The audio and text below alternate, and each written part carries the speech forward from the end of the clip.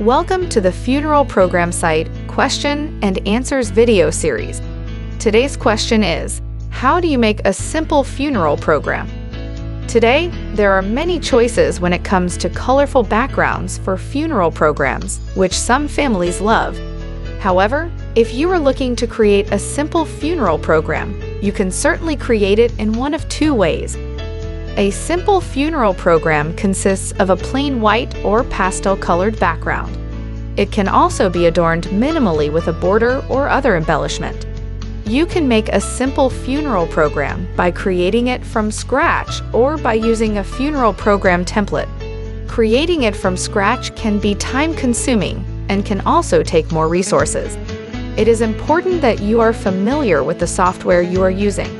Because it only contains a minimalistic design, creative skills are not necessary, but you will need to ensure the formatting, layout, and typesetting are done correctly for the style of program you will be creating. The Funeral Program Site offers simple and minimalistic funeral program template designs, with the formatting, layout, and typesetting already set in place. These templates are available in many different program styles and can be downloaded for immediate use. Using a simple funeral template can provide the jump start you need to complete your printed memorial quickly and easily.